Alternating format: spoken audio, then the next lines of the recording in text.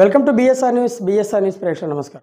మన crime rate తగ్గాలి, women safety పెరగాలి, at the same time cyber crimes కూడా తగ్గాలి అని ఒక మంచి ఉద్దేశంతో గౌరవ చంద్రబాబు నాయుడు గారు కానీ హోమ్ డిపార్ట్మెంట్ వాళ్ళకి మేమందరం కూడా ఎక్సర్సైజ్ చేసి కొన్ని అవుట్పుట్స్ కూడా ఇవ్వడం జరిగింది.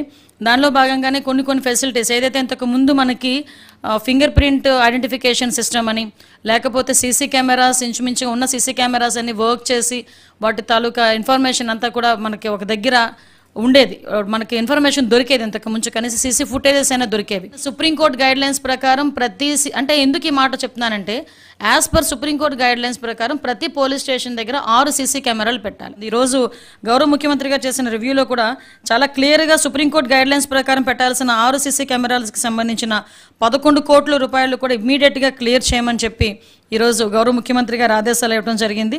అదేవిధంగా మనకి యాన్యువల్ మెయింటెనెన్స్ ఛార్జెస్ ఉంటాయండి. ఆ మెయింటెనెన్స్ ఛార్జెస్ ఏంటంటే ఈ ఫింగర్ ప్రింట్కి సంబంధించిన ఐడెంటిఫికేషన్ టూల్స్ మనకి యూటిలైజేషన్కి కానీ, అదేవిధంగా పామ్ ఐడెంటిఫికేషన్. ఇప్పుడు ఎక్కడైనా అర్ధరాత్రి బీట్కి వెళ్తారు పోలీసులు, ఎవడో మనకి అనుమానాస్పదంగా తిరుగుతుంటాడు, వాడికి ఇంతకుముందు క్రిమినల్ బ్యాక్గ్రౌండ్ ఉందా లేదా అని చెప్పుకోవడానికి మనం మళ్ళీ తీసుకొచ్చి క్రిమినల్ రికార్డ్స్ తీసుకున్నాల్సిన అవసరం ఉండేది కాదు. ఈవెన్ వాళ్ళ దగ్గర ఉన్న ఈ ఫింగర్ ప్రింట్ ఐడెంటిఫికేషన్ మిషనరీతోనే వెంటనే ఇమీడియట్గా వాడు అక్కడ ఫింగర్ ప్రింట్ వేస్తే వాడికి ఇంతకుముందు క్రిమినల్ బ్యాక్గ్రౌండ్ ఉందా లేదా అనేది చాలా క్లియర్గా అర్థమైపోయేది. ఇమీడియట్గా వాడికి ఆ క్రిమినల్ బ్యాక్గ్రౌండ్ ఉంది అనుకుంటే కనుక టక్మని తీసుకొని వచ్చి వాడి మీద కేసు పెట్టి యాక్షన్ తీసుకునే పరిస్థితి కూడా ఇంతకుముందు ఉండేది. సో లాస్ట్ 5 yearsలో ఆ ఫింగర్ ప్రింట్ ఐడెంటిఫికేషన్ అన్నది పూర్తిగా నిర్వీర్యం అయిపోయింది. అంటే వాళ్ళు ఏంటంటే వాళ్ళ మినిమం మెయింటెనెన్స్ డబ్బులు కూడా ఆ రోజుల్లో ఇవ్వకపోవటం వల్ల ఈవెన్ ట్రాఫిక్ చలానాల్స్ కానీ, అంటే ఎక్కడైనా ఈ పామ్ ఐడెంటిఫికేషన్స్ కానీ, ఈవెన్ గంజా ఐడెంటిఫికేషన్ టూల్స్ కానీ, వీటన్నిటికీ కూడా మెయింటెనెన్స్ ఇంతకు ముందు ఉండేది. ఆ మెయింటెనెన్స్ అంతా కూడా 5 సంవత్సరాలు పోవటం వల్ల అవన్నీ కూడా మూలన పడిపోయిన పరిస్థితి. మళ్ళీ వాటన్నిటిని కూడా ఈరోజు రీస్టోర్ చేసి వాటన్నిటికీ కూడా ఏదైతే వాళ్ళ ఛార్జెస్ ఉన్నాయో 10 కోట్ల రూపాయలు, ఆ 10 కోట్ల రూపాయలు కూడా ఈరోజు ఇమీడియట్గా రిలీజ్ చేసి వాటన్నిటినీ కూడా మళ్ళీ లైవ్లోకి తీసుకొచ్చి ఏదైతే ఫింగర్ ప్రింట్ ఐడెంటిఫికేషన్ అవన్నీ కూడా మళ్ళీ పోలీసులకు అందుబాటులో తీసుకొచ్చి ఎక్కడైతే నేరాలు జరుగుతాయో, అనుమానాస్పదంగా తిరుగుతారో ఆ క్రిమినల్స్ పట్టుకునే విషయంలో వాళ్ళకి కూడా ఒక మంచి ఆపర్చునిటీ కింద ఇది కూడా భావించుకోవాలి మనం. అదేవిధంగా ఇంతకుముందు మీకు చెప్పాను, ఇంతకుముందు మనకేంటంటే 15,000 సీసీ కెమెరాస్ మనకి ఇంతకుముందు ఉండేవి. ఆ సీసీ కెమెరాస్లో మనం మొన్నటి వరకు అసలు పనిచేసేవి కాదు, కొన్ని పనిచేసిన దాంట్లో కూడా ఫుటేజెస్ కూడా మనకు వచ్చేవి కాదు.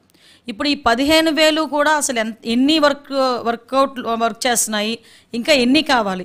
ఇప్పుడు చాలా క్లియర్గా చెప్పిన పరిస్థితి ఏంటంటే, ఎక్కడైనా ఒక నేరం చేసి తప్పించుకోవడానికి వీలు లేదు నేరస్తుడు.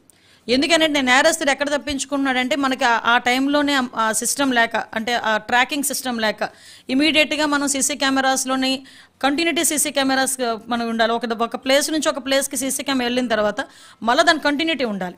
సో అటువంటివి ఏమీ లేకపోవడం వల్ల కొన్ని కాలేజెస్ దగ్గర వాటి దగ్గర కూడా సీసీ కెమెరాస్ అందుబాటులో లేకపోవడం వల్ల ఈ క్రైమ్ అనేది చాలా ఎక్కువగా జరుగుతుంది. క్రిమినల్స్ అనేది వాళ్ళు తప్పించుకుంటున్నారు. కాబట్టి డెఫినెట్గా మనం ఎట్టి పరిస్థితుల్లోని దాన్ని ఐడెంటిఫికేషన్ చేయాలనే ఉద్దేశంతో సార్ చాలా క్లియర్గా చెప్పారు డిపార్ట్మెంట్ వాళ్ళకి, మీకు వితిన్ టైం లైన్లో ఒక 10 రోజుల టైంలో ఎక్కడెక్కడ సీసీ కెమెరాస్ ఇంకా ఎన్ని అవసరం అవుతాయి క్లియర్గా చెప్పండి. అన్ని చోట్ల కూడా సీసీ కెమెరాలు పెడదాం.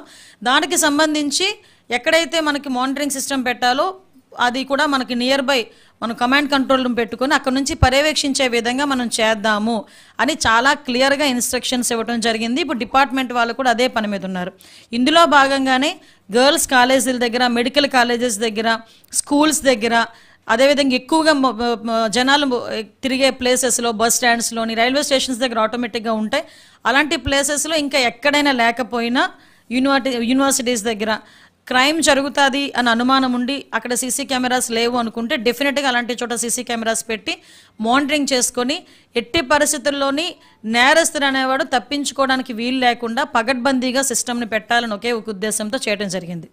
ఇవన్నీ ఒక ఎత్తు అయితే, ఎన్ని చేసినా ఎన్ని సిస్టమ్స్ పెట్టినా డిపార్ట్మెంట్ వాళ్ళకి వాళ్ళ మెయింటెనెన్స్ కానీ అట్ ద సేమ్ టైం వాళ్ళకి వెహికల్స్ కానీ ప్రొవైడ్ చేస్తేనే వీళ్ళు పరిగెడతారు. ఈ రోజుకి మీ దగ్గరికి వచ్చిన మీరైనా అంటే పత్రికా సోదరులైన మీ దగ్గరికి కూడా చాలామంది వచ్చి కంప్లైంట్ చేసి ఉంటారు, మాకు వెహికల్స్లో పోలీస్ వెహికల్స్ పనిచేయట్లే. ఇంతకుముందు నా దగ్గర నాకైతే కొంతమంది మంత్రులు కూడా ఫోన్ చేసి మా ముందెళ్ళే పైలట్ వెహికల్ కూడా ఆగిపోతుంది అనిత, వెహికల్స్ లేవని చెప్పిన సందర్భాలు. నేను కూడా చాలా సందర్భాల్లో పోలీస్ వెహికల్స్ గురించి చెప్పాను. Special thanks to our CM sir Chandrababu Naidu గారు. ఈరోజు వెహికల్స్ తీసుకోవడానికి కూడా ఆయన మాకు పర్మిషన్ ఇచ్చారు. వెహికల్స్ కూడా యాజ్ ఎల్ యాజ్ పాసిబుల్ కొత్త వెహికల్స్ని కూడా పోలీస్ డిపార్ట్మెంట్కి అందజేయగలుగుతున్నాం. ఇంకొకటి మేము అంతా లిస్ట్ అవుట్ చేస్తున్నామండి. లిస్ట్ అవుట్ చేసి అన్నీ కూడా మ్యాక్సిమం అన్నీ కూడా డిపార్ట్మెంట్ వైజ్గా ఉన్న పోలీస్ వెహికల్స్ కొత్త వెహికల్స్ ఇస్తాం. ఇంకొక విషయం ఏంటంటే వెహికల్స్ ఇచ్చిన తర్వాత ఫ్యూయల్ దగ్గరికి వచ్చిన తర్వాత కూడా లాస్ట్ టైం మొన్న మనకి నేను అసెంబ్లీలో ఉండేటప్పుడు క్వశ్చన్ చేశారు మా విష్ణుకుమార్ రాజు గారు, 150 లీటర్లు సరిపోవట్లేదు ఫ్యూయల్ కూడా. దానికి లాస్ట్ టైం మేము కూడా ప్రపోజల్ పెట్టాము 300 లీటర్స్ని చేయాలి అని చెప్పి. దానికి కూడా గ్రీన్ సిగ్నల్ ఇవ్వటం, 300 లీటర్లు పెట్రోల్ కూడా వాళ్ళకి ఫ్యూయల్కి కూడా ఇవ్వటానికి సిద్ధపడడం అనేది మంచి పరిణామం. ఇవన్నీ ఇవన్నీ ఎందుకంటే పర్టికులర్గా చెప్తున్నా, డిపార్ట్మెంట్ వాళ్ళకి మనం ఇది చేసాము అని చెప్పిన తర్వాత వాళ్ళని పరిగెట్టించడంలో ఒక అర్థం ఉంది. వాళ్ళ దగ్గర వెహికల్ ఇవ్వకుండా వాళ్ళకి సరైన వసతులు లేకుండా మీరు పరిగెట్టండి అంటే ఎలా పరిగెడతారు? అది ప్రాబ్లం అవుతుంది. కాబట్టి చాలా క్లియర్గా అవన్నీ కూడా చెప్పడం జరిగింది. అట్ ద సేమ్ టైం ఇందాక మీకు చెప్పాను సీసీ క్యామ్స్ గురించి. అదేవిధంగా ముఖ్యంగా గాంజా ఐడెంటిఫికేషన్లో మనకి హాట్స్పాట్స్ 2 ఉంటాయి, కన్సెప్షన్ ఒకటి, ప్రొడక్షన్ ఒకటి. సో కన్సెప్షన్ దగ్గర మనం ఎటువంటి సిచ్యువేషన్స్లో మనం దాన్ని బ్రేకప్ చేయాలి. అట్ ద సేమ్ టైం మనకి ప్రొడక్షన్ దగ్గరికి వచ్చేసరికి మ్యాక్సిమం డ్రోన్ కెమెరాస్ని యూజ్ చేసుకొని డ్రోన్ కెమెరా సిస్టమ్ని కూడా పగడ్బందీగా పెట్టి ఎక్కడైతే ఈ కల్టివేషన్ చేస్తున్నారో అటువంటి ప్లేసెస్ని ఐడెంటిఫికేషన్ చేసుకొని ఆ ప్లేసెస్ దగ్గరికి కూడా ఇంచుమించుగా చెప్పాలంటే వర్చువల్ విజిలెన్స్ చేసి ఇమీడియట్గా అక్కడికి వెళ్ళి అది డిస్ట్రాయ్ చేసేటట్టుగా కానీ వాళ్ళకి ఆల్టర్నేట్ క్రాప్స్కి అవేర్నెస్ ప్రోగ్రామ్స్ కండక్ట్ చేయడానికి కానీ ఈరోజు గాంజా నిర్మూలనకి ప్రత్యేకంగా పెద్దపీట వేసి ఈరోజు పోలీస్ వ్యవస్థ అంతా పనిచేయడానికి గౌరవ ముఖ్యమంత్రి గారు చంద్రబాబు నాయుడు గారు ఆదేశాలు ఇవ్వటం. అదేవిధంగా గాంజా అవేర్నెస్ ప్రోగ్రామ్కి కూడా పర్టికులర్గా 26 జిల్లాల్లోని కూడా అవేర్నెస్ ప్రోగ్రామ్ కింద ఒక ర్యాలీ కూడా కండక్ట్ చేయడానికి ఈరోజు గౌరవ ముఖ్యమంత్రి గారు మాకు ఆదేశాలు ఇవ్వడం జరిగింది. దాని పరంగా కూడా మేము ముందుకెళ్ళడం జరుగుతుందండి. అదేవిధంగా మీ అందరికీ తెలుసు లాస్ట్ ఉమెన్ సేఫ్టీకి సంబంధించి మనం ఒకసారి ఆలోచన చేసుకుంటే ఏదైతే మనకి స్కూల్స్ దగ్గర ఆల్రెడీ మాకు ప్రివెన్షన్ ఆఫ్ మనకి క్రైమ్ని ప్రివెంట్ చేయడానికి స్కూల్స్ దగ్గర కాలేజెస్ దగ్గర మనం సీసీ కెమెరాస్ ఏర్పాటు చేయటం, అట్ ద సేమ్ టైం డ్వాక్రా సంఘాలని కూడా కొంతమేరకు మేము అవేర్నెస్ ప్రోగ్రామ్స్కి వాళ్ళని ఇన్వాల్వ్ చేయటం, వాళ్ళకి కూడా కొంతమేరకు అవేర్నెస్ ప్రోగ్రామ్స్ కండక్ట్ చేయటం, స్కూల్లోని కాలేజెస్లోని కూడా కొంతమేరకు వాళ్ళకి ఈ సెల్ఫ్ డిఫెన్స్ కోర్సెస్ కూడా ఇంప్లిమెంట్ చేయటం, ఇవన్నీ కూడా చేయడం జరుగుతుందండి. దీనికి కూడా ప్రత్యేకంగా మీకు ఇందాక చెప్పినట్టుగా గాంజాకి అయితే నార్కోటిక్ టాస్క్ ఫోర్స్ అని చెప్పి ఒక ప్రత్యేకమైన టాస్క్ ఫోర్స్ కూడా ఆల్రెడీ ఫినాన్స్లో ఉంది. అది క్లియర్ అయిన వెంటనే క్యాబినెట్లో పెట్టి దాని ఆమోదం పొంది ఆల్రెడీ ఒక ఐపీఎస్ ఆఫీసర్ని కూడా వేయటం జరిగింది దానికి నార్కోటిక్ టాస్క్ ఫోర్స్కి. సో దానికి ఒక వింగ్ పనిచేస్తుంది, ఉమెన్ సేఫ్టీకి ఒక వింగ్ పనిచేస్తుంది. ఎస్పెషల్లీ సైబర్ క్రైమ్ దగ్గరకు వచ్చేసరికి ఎంత దారుణం అంటే సుమారుగా ఒక ప్రాణంలో 940 కోట్లు సైబర్ క్రైమ్లో పోయినాయి అంటే దేశం మొత్తం మీద మనం ఆలోచన చేసుకుంటే సైబర్ క్రైమ్ ఎంత మేరకు మనకి స్ప్రెడ్ అవుతుందో తెలియాలి. ఇందులోని చాలామంది చదువుకున్న వాళ్ళు ఉద్యోగస్తులు ఈ ట్రాప్లో పడిపోతున్నారు. విషయం ఏంటంటే ఏదో ఒక రకంగా వాళ్ళకి ట్రాప్ చేసిన తర్వాత వాళ్ళని బెదిరించటం, బ్లాక్మెయిల్ చేయటం, వాళ్ళ దగ్గర నుంచి డబ్బులు తీసుకుని 5 నిమిషాల్లో వెంటనే వాళ్ళు దాన్ని ట్రాన్స్ఫర్ చేసేయటం. సో ఇలాంటి సిచ్యువేషన్స్లో సైబర్ క్రైమ్ మొన్ననే నాకు రీసెంట్గా మీరు అబ్జర్వ్ చేసే ఉంటారు, మీకు తెలిసే ఉంటుంది, విజయవాడలో ఒక వాక్ కూడా పెట్టాం సైబర్ క్రైమ్కి సంబంధించి. ఆ రోజు మాట ఇచ్చాను వాళ్ళకి ప్రతి జిల్లాలోని కూడా ఒక సైబర్ క్రైమ్ పోలీస్ స్టేషన్ ఏర్పాటు చేస్తామని చెప్పి. సేమ్ యాజ్ టీజ్గా ఈరోజు అదే సైబర్ క్రైమ్ పోలీస్ స్టేషన్స్ ప్రతి జిల్లాలోని ఒక డిఎస్పీ క్యాడర్ ఆఫీసర్ని ఇచ్చి ప్రతి జిల్లాలోని కూడా ఒక సైబర్ క్రైమ్ పోలీస్ స్టేషన్స్ని ఏర్పాటు చేయడానికి ఈరోజు గౌరవ ముఖ్యమంత్రి గారు ఆదేశాలు ఇవ్వడం జరిగిందండి.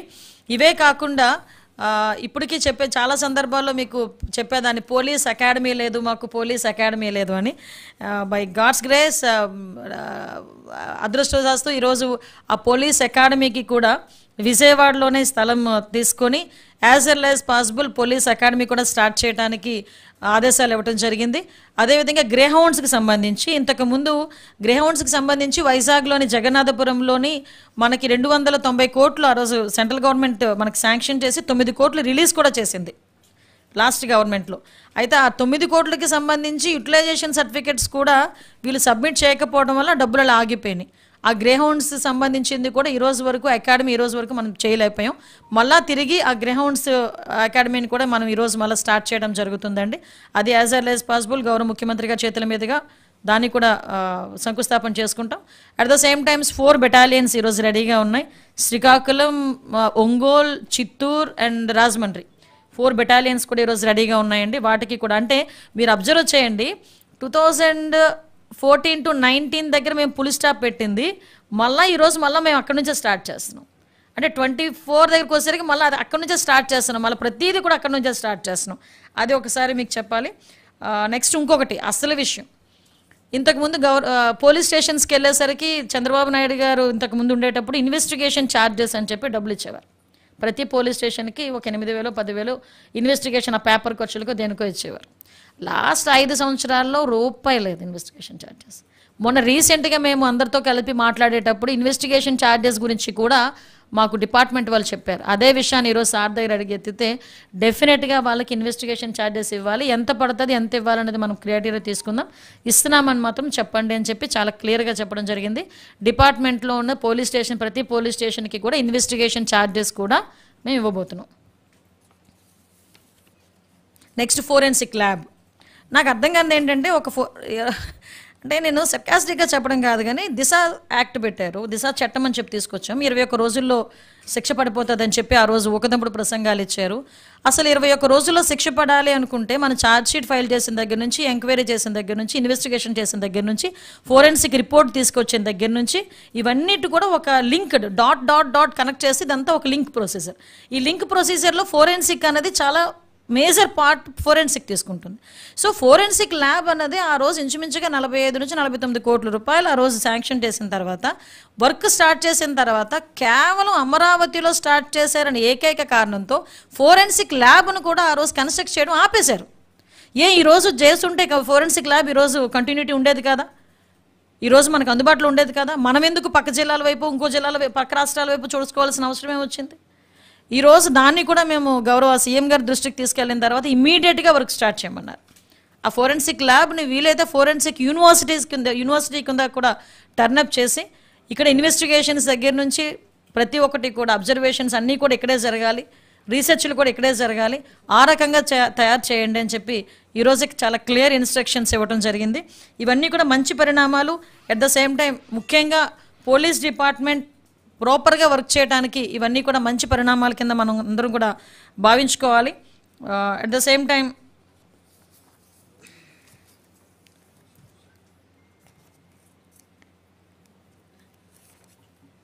మ్యాక్సిమం ఈ గంజా మనకి నిర్మూలనకి కానీ, గంజాయి నిర్మూలనకి కానీ, ఉమెన్ సేఫ్టీ విషయంలోని కూడా ఎక్కడైనా బెస్ట్ ప్రాక్టీసెస్ ఇంకా ఎక్కడైనా ఉన్నాయా వాటిని ఐడెంటిఫికేషన్ చేసుకోవడం, వాటిని మనం అడాప్ట్ చేసుకోవడం, వీటన్నిటి మీద కూడా ఒక స్పెషల్ ట్రైనింగ్ ఉండాలి పోలీస్ డిపార్ట్మెంట్ వాళ్ళకి.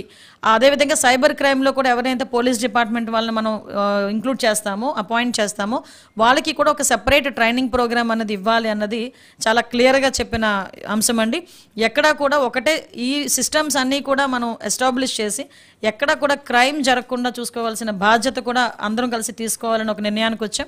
దీని మీద డిపార్ట్మెంట్ మీద కూడా ఎవ్రీ టైం ప్రతి క్వార్టర్కో లేకపోతే 3 మంత్స్కి ఒకసారో 4 మంత్స్కి ఒకసారో కంపల్సరీ రివ్యూ చేసుకొని ఎక్కడెక్కడ మన క్రైమ్ తగ్గుతుంది, ఎక్కడెక్కడ క్రైమ్ పెరుగుతుంది ఆ అనాలిసిస్ కూడా చేసుకొని చాలా క్లియర్గా ముందుకెళ్లేదానికి ఈరోజు చాలా క్లియర్ ఆదేశాలు ఇవ్వడం జరిగింది. దీని పరంగా మేమందరం కూడా ముందుకెళ్తామండి. నెక్స్ట్ రోడ్ యాక్సిడెంట్కి సంబంధించి కూడా ఎక్కడైతే బ్లాక్ స్పాట్స్ ఉంటాయో అటువంటి వాటిని ఐడెంటిఫికేషన్ చేసుకోవడం, అక్కడ ఏమి చేస్తే ఏమి చేస్తే మనకి రోడ్ యాక్సిడెంట్స్ తగ్గుతాయని చూసుకోవడం. At the same time RTC department వాళ్ళతో కూడా ఒకసారి మీటింగ్ పెట్టుకొని అసలు ఎన్ని వర్కింగ్ పొజిషన్లో ఉన్నాయి, బస్సెస్ ఎన్ని ఉన్నాయి, వాటికి ఎన్ఓసీస్ ఎంతవరకు వచ్చినాయి ఏంటి, వాటి గురించి కూడా డీటెయిల్ ఇన్ఫర్మేషన్ తెప్పించుకొని రోడ్ సేఫ్టీ మీద కూడా ప్రత్యేకమైన దృష్టి పెట్టాం. ఓకే,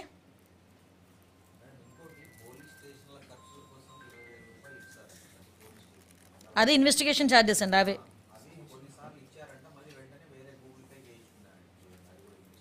యాక్చువల్గా లేదండి, లాస్ట్ 5 yearsలో ఇవ్వలేదు. ఇంతకు ఏసి గూగుల్ పేలో అయినాయా, ఏవైనా జరుగుతాయి. అది లాస్ట్ 5 సంవత్సరాలు ఏవైనా జరగచ్చు.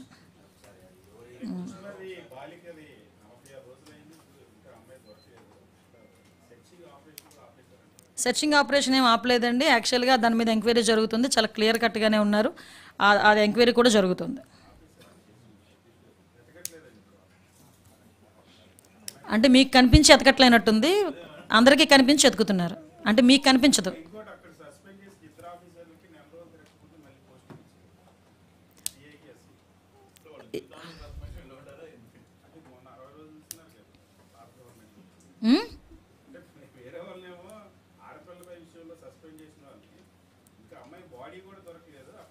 అదేనండి, ఇప్పుడు as per norms as per rule ప్రకారం దేనికైనా వెళ్తాయి.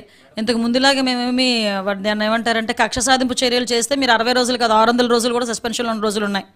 కాబట్టి అటువంటిది ఏం లేదు. ఎస్ ఎస్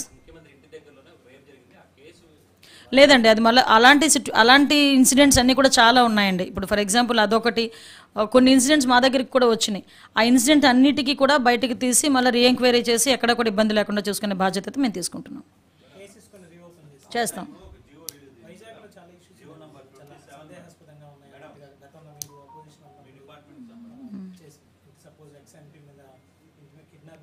అవునండి. అంటే ఇప్పుడు విషయం ఏంటంటే ప్రతి ఒక్క దాని మీద మనం రీఎంక్వైరీ వేయడం అన్నది కొంచెం కుదరదు, కానీ కొన్ని ఇలాంటి స్పెసిఫిక్ ఇష్యూస్ మీద డెఫినెట్గా అది రీఎంక్వైరీ చేయాలి. ఎందుకంటే పబ్లిక్ పర్సెప్షన్ కూడా ఆలోచించుకోవాలి. కాబట్టి ఆ పర్సెప్షన్ వైజ్ మేము డెఫినెట్గా చేస్తాం.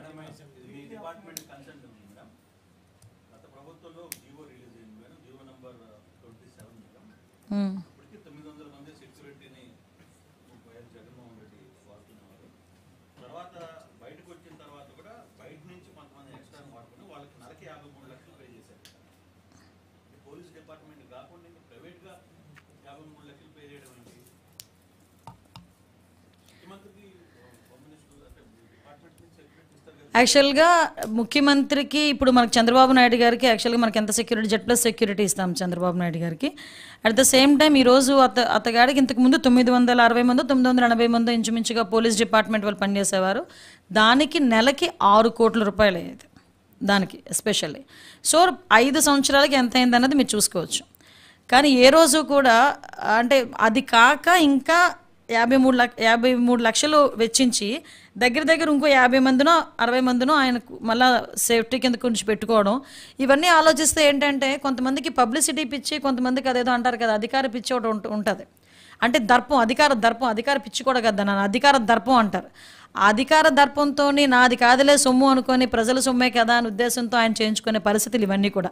కాబట్టి అటువంటి వాటిలో ఏమీ జరిగే ప్రసక్తి లేదు. ఇప్పుడు కూడా మేము చాలా క్లియర్గా ఏం చెప్తున్నామంటే ఆయన ఏదైతే ఏదో కోర్టుకి వెళ్తారు, లేకపోతే ఎక్కడైనా వేస్తారు, హైకోర్టుకి వెళ్తారు, ఏదైనా వేస్తారు. కానీ ఈ రోజుకి కూడా ఆయన ప్రతిపక్ష నాయకుడు కాకపోయినా ఎక్స్-సీఎం కాబట్టి అతనికి ఇవ్వాల్సిన Z+ సెక్యూరిటీ అతనికి ఇస్తున్నాం. దానికి ఎస్పెషల్లీగా దగ్గర 40 లక్షల నుంచి 50 లక్షలు ఖర్చు అవుతుంది. అతనికే కాకుండా వాళ్ళ మదర్కి కూడా 2+2 సెక్యూరిటీ. జగన్మోహన్ రెడ్డి సీఎంగా ఉండేటప్పుడు విజయమ్మ గారికి 1+1 సెక్యూరిటీయే. కానీ మేము ఇస్తున్నాం ఈరోజు మా కూటమి గవర్నమెంట్ వచ్చిన తర్వాత విజయమ్మ గారికి కూడా 2+2 సెక్యూరిటీ, భారతి గారికి కూడా 2+2 సెక్యూరిటీ. అదే జగన్మోహన్ రెడ్డి సీఎంగా ఉండేటప్పుడు బ్రహ్మణి గారికి భువనేశ్వరి గారికి కూడా కంప్లీట్గా సెక్యూరిటీ డ్రాప్ చేసేసారు. కానీ మేము ఈరోజు అలా కక్ష సాధింపు చర్యల కింద మేము వెళ్ళట్లే, యాజ్ పర్ రూల్ వెళ్తున్నాం. వాళ్ళకి ఇవ్వాలి కాబట్టి మేము ఇస్తున్నాం. ఇందులో అసలు కాంట్రవర్సీ లేదు, కావాలని అతను పెట్టుకోవడం తప్పించి.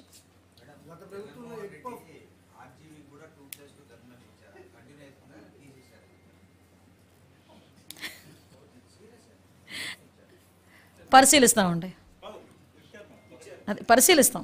ఓకే, అంటే ఎగ్ పౌల్కి 3 కోట్లు అవుతుంది, ఎలకలకి కూడా 3 కోట్లు అవుతుంది, అని చాలా ఉంటాయి. అది చూపిస్తే ఏం చేస్తారంటే దమ్ముంటే, అలా కాదబ్బా, అది కాదండి. మేమేమంటామంటే చాలా చూపించాము, 36 హత్యలు జరిగినాయి అని ఎక్కడికో వెళ్ళి కూర్చొని వాక్కొని వచ్చాడు ఆయన. ఢిల్లీ వెళ్ళి కూర్చొని 36 హత్యలు అన్నాడు. 36 హత్యలు ఎక్కడున్నాయి? 36 మందిని చూపించబోయా స్వామి అంటే ఈ రోజు వరకు లేదు. కానీ దమ్ముల గురించి ధైర్యాల గురించి మీరు మాట్లాడడం ఊరుకుండా మాట్లాడారు. కానీ థ్యాంక్ యూ.